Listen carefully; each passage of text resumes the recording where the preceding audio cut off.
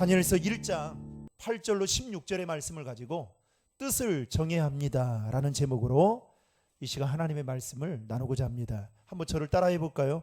뜻을 정해야 합니다. 사자성어 중에 혼용무도라는 말이 있습니다. 이 말은 곧 세상이 온통 어지럽고 무도하다라는 뜻으로, 작년 한 해는 유난히도 정치, 경제, 심지어 종교적으로도 매우 어둡고 혼란해서 마치 길이 보이지 않는 것과 같은 어둠의 터널을 보냈던 한 해였던 것 같습니다. 어찌 보면 일말의 희망도 소망도 보이지 않는 상황 속에서 하나님은 우리에게 또다시 계명년 새해를 허락해 주셨습니다. 여러분, 그 이유가 무엇 때문일까요? 하나님께 소망과 희망이 있다라는 사실을 알려줌과 동시에 성도인 저와 여러분이 새해를 믿음으로 살아가기 위해서 이 새해를 우리에게 허락해 주셨다라는 겁니다. 오늘 본문에 보면 앞이 보이지 않고 캄캄하고 막막했던, 마치 혼용무도라는 말이 너무나도 적절하게 딱 맞을 만큼 매우 힘든 시기에 살았던 그 한 사람이 소개되고 있습니다. 그 사람은 바로 다니엘과 세 친구였습니다. 다니엘이 살던 그 시기에 남유다를 다스렸던 왕은 1절 말씀에 보면 여호야김이었습니다. 이 남유다 왕이었던 여호야김은 하나님께서 주신 말씀대로 살지 않고 세상의 힘과 논리를 따라 바벨론과 애굽 사이에서 위험한 정치적인 줄다리를 하며 살았던 왕이었습니다. 그 결과 여호야김은 하나님의 눈밖에 나고 말았습니다. 다윗 시대에 이스라엘은 근동지방을 다스렸던 맹주였습니다. 따라서 그 어떤 나라도 다윗이 다스렸던 그때에 이스라엘을 넘보거나 함부로 대하지 못했습니다. 더욱이 여호야김의 부친이었던 요시야 왕 때에도 마찬가지였습니다. 그런데 이 여호야김 시대에 와서 남유다는 종의 호랑이가 되고 말았습니다. 다시 말하면 동네북 신세가 되고 만 것입니다. 여러분, 왜 그렇게 되었던 것일까요? 하나님의 백성이 하나님의 말씀을 따르지 않고 세상의 방식과 방법, 세상의 가치관을 따라갔기 때문이었습니다. 사실 남유다는 북이스라엘이 아수르에 의해서 멸망당하는 것을 직접 눈으로 보았습니다. 그리고 귀로 들었습니다. 그러면 여러분, 그것을 어떻게 해요? 반면교사 삼고 타산지석으로 삼아서 똑같은 길을 걸어가지 않아야 되는데, 문제는 남유다는 그것을 보고 그것을 들었음에도 불구하고 교훈으로 삼지 못한 나머지 그들 역시도 바벨론에 의해서 멸망당하고 말게 되었던 것입니다. 이 바벨론 침공으로 인해서 남유다는 예루살렘 성전이 완전히 불타버렸고, 그리고 성전 안에 있는 기물들과 그리고 모든 기구들을 다 빼앗겨 버리고 말았습니다. 어떤 사람은 이렇게 말합니다. 바벨론은 강대국이고 남유다는 약소국이기 때문에 양육강식에 따르면, 힘의 논리에 따르면 이거는 불을 보듯 뻔한 일이었다라고 말하는 사람도 있습니다. 그런데 성경은 분명하게 이렇게 말하고 있습니다. 바벨론이 남유다를 멸망시킨 것은 힘의 논리와 양육강식의 논리가 아니라 하나님의 섭리 가운데 이루어진 일이었다라고 말하고 있습니다. 여러분, 2절의 말씀을 우리 화면을 보고 같이 읽겠습니다. 주께서 유다왕 여호야김과 하나님의 정 그릇 얼마를 그의 손에 넘기심에 그가 그것을 가지고 신할 땅 자기 신들의 신전에 가져다가 그 신들의 보물창고에 두었더라. 노란 글씨에 보면 유다왕 여호야김과 하나님의 정 그릇 얼마를 누가 넘겼다고요? 하나님이 넘기셨다라고 말하고 있습니다. 이 말은 곧 주께서 이 모든 일에 간섭하시고 섭리하시다라는 것을 말씀하고 있는 것입니다. 그런데 사람들은 이 사실을 모르고 있었던 것입니다. 힘의 논리에 의해서 남유다가 바벨론에 의해 멸망당한 것이라고 말하고 있는 겁니다. 그런데 여러분, 방금 읽었던 2절의 말씀을 보았듯이 남유다가 바벨론에 의해 침공당한 것은 이스라엘이 힘이 없거나 또는 외교적인 실수를 범하거나 아니면 운이 나빠서 그렇게 된 것이 아니라 하나님의 섭리에 의해서 이루어진 일이다라는 겁니다. 우리 인생도 마찬가지입니다. 저와 여러분이 이 자리에 앉아 있는 것, 지금까지 살아온 것, 우리의 힘과 능력, 우리의 지혜와 명철 때문이 아니라 하나님의 보호하심과 인도하심 때문에 이 자리에 있게 된 것을 여러분 믿으시길 바랍니다. 그런데 배은망덕하게도 이스라엘은 그 하나님의 은혜를 잊어버리고 죄악의 잔을 마시면서 하나님을 멀리 떠난 결과 하나님은 바벨론이라는 이방 나라를 통해 이스라엘을 무너뜨리고 말았던 것입니다. 사랑하는 성도 여러분, 하나님을 멀리하고 죄악 가운데 사는 인생의 말로가 바로 어떠한지를 오늘 본문을 통해서 우리에게 보여주고 있는 것입니다. 하나님을 떠난 이스라엘은 바벨론에 의해 모든 것을 다 빼앗겨 버렸습니다.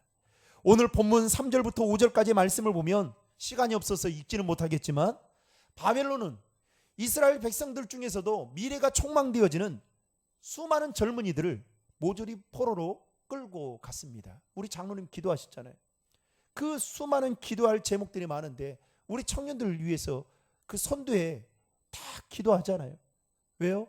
청년들이 미래니까 기도하는 겁니다. 그런데 이 유다 이스라엘 백성들 안에 그 젊은 청년들, 총기가 있는 청년들을 다 포로로 끌려갔습니다.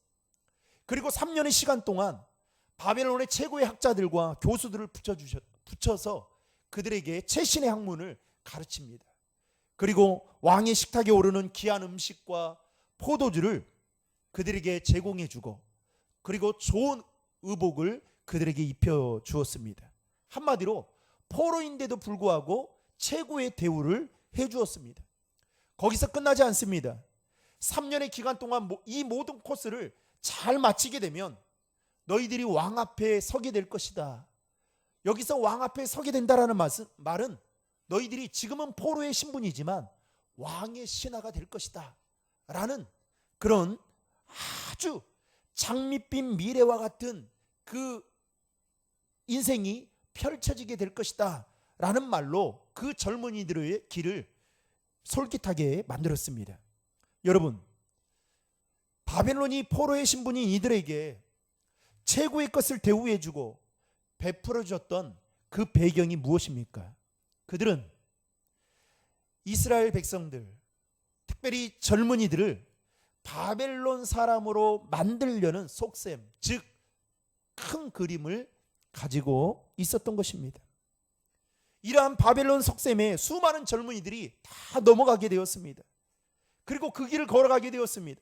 그런데 이들과는 다른 길을 선택하고 걸어갔던 자가 있었는데 그 사람은 바로 다니엘과 세 친구였습니다.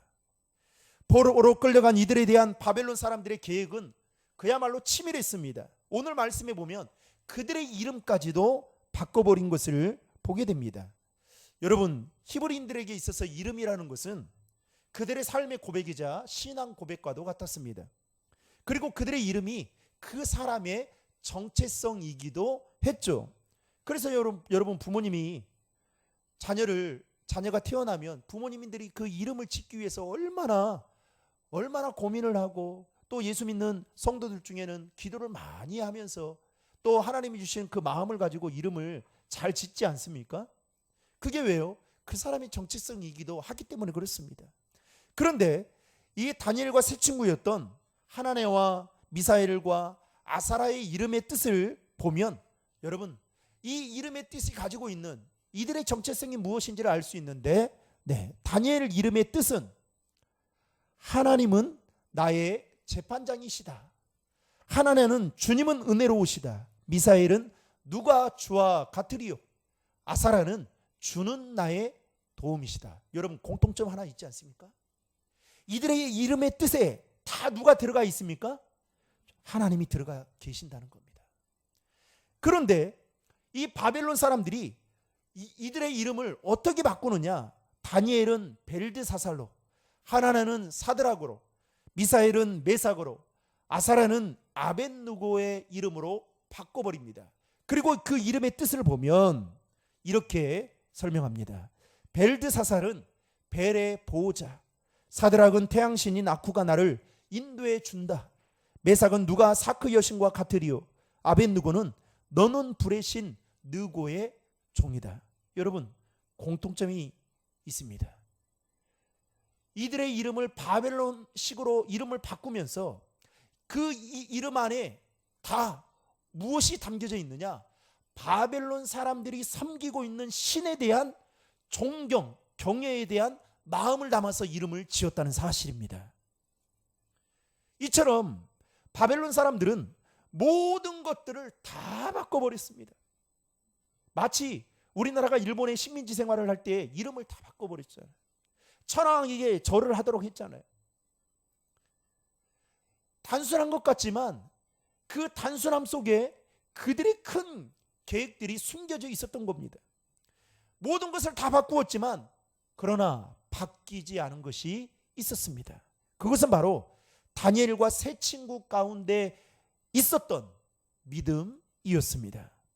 비록 다니엘과 세 친구의 이름은 바뀌었지만 그들은 그것에 굴복하지 않고 자신의 믿음과 자신의 거룩함을 지켜나가기 위해 오늘 본문에 보면 결단했던 것을 보게 됩니다. 쉽게 말하면 뜻을 정했다는 것이죠. 8절과 9절 화면을 보고 같이 읽겠습니다.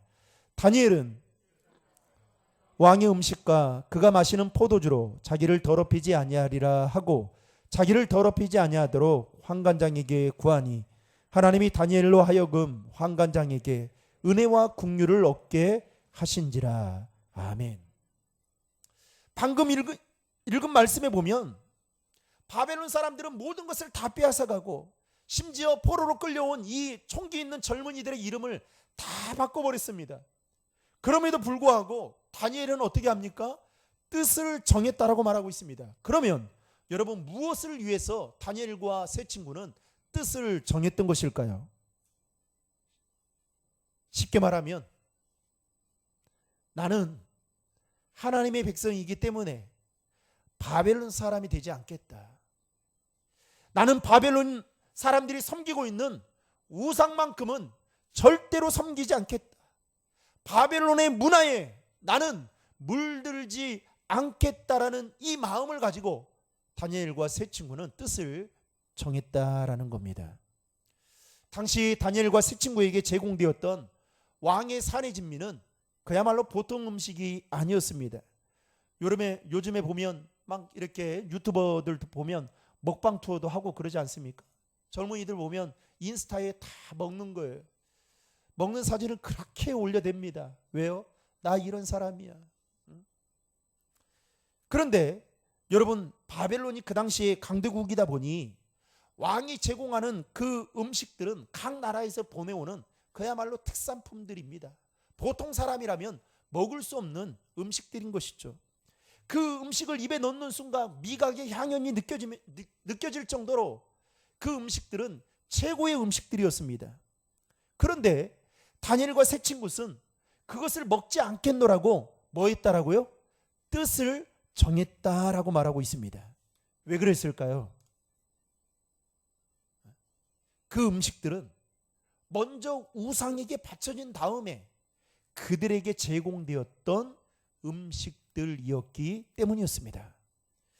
여러분, 환관장의 입장에서 보면 다니엘과 세 친구뿐만 아니라 거기에 총기가 있어서 발탁되었던 젊은이들을, 그들을 잘 살피고 양육해서 나중에 느부갓네살 왕 앞에 그들을 세워야 되는 것이 환관장의 임무였습니다.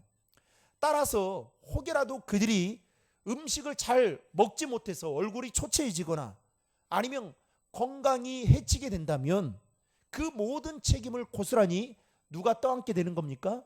환관장이 떠안게 되겠죠. 따라서 이 일로 인해서 자신의 직책을 내려놓을 수도 있고 자신의 목숨이 이태로울 수도 있는 상황이었습니다. 그렇기 때문에 다니엘이 환관장에게 음식을 먹지 않겠다라고 요청했다라는 것 자체가 사실은 말도 되지 않을 뿐만 아니라 받아들이기 힘든, 수용하기 힘든 그런 일이었습니다. 그런데 오늘 말씀에 보면 뭐라고 기록되어 있느냐? 여러분 9절의 말씀 다 함께 읽겠습니다. 하나님이 다니엘로 하여금 환관장에게 은혜와 긍휼을 얻게 하신지라. 여러분 논리적으로 설명해도 설명할 수가 없고 이해가 되지 않는 일들이 벌어지게 된 겁니다. 어떻게 해서 다니엘이 뜻을 정해서 나는 왕이 제공하는 음식을 먹지 않겠다라고 했는데 그 환관장이 은혜와 긍휼, 환관장으로부터 은혜와 긍휼을 얻게 되었던 것일까? 오늘 성경은 뭐라고 말합니까? 다니엘이 하나님 앞에 거룩한 뜻을 결단했을 때, 뜻을 정했을 때에 하나님께서 환관장의 마음을 바꿔 놓으셨다라고 말하고 있는 것입니다. 여러분 사단은 오늘 또 우리에게 힘들고 어려운 세상 속에서 살아가는 방법을 가르쳐 줍니다. 남들처럼 편법을 쓰라고 말입니다. 남들처럼 술수를 펼치라고 말입니다. 남들처럼 속이고 남들처럼 거짓말도 적당하게 하는 것이야말로 살아남을 수 있다라고 우리에게 속삭입니다. 그리고 그것도 부족해서 우리에게 믿음으로 살기보다는 세상의 트렌드 따라 살아가는 것이 장밋빛 인생인 것처럼 우리에게 속삭입니다. 그런데 여러분 기억하셔야 됩니다. 왕이 제공해주는 산의 진미 먹으면 좋겠죠. 그런데 여러분 그 안에 엄청난 의미가 담겨져 있는 것처럼 우리에게 속삭이는 세상적인 방법, 세상적인 트렌드 따라 살아가는 것, 이것은 어찌 보면 미끼일 수 있습니다. 다니엘은 이것을 너무나도 잘 알았기 때문에 그 믿음을 지키기 위해서, 타협하지 않기 위해서 오늘 본문에 보면 뜻을 정했다라고 말하고 있습니다.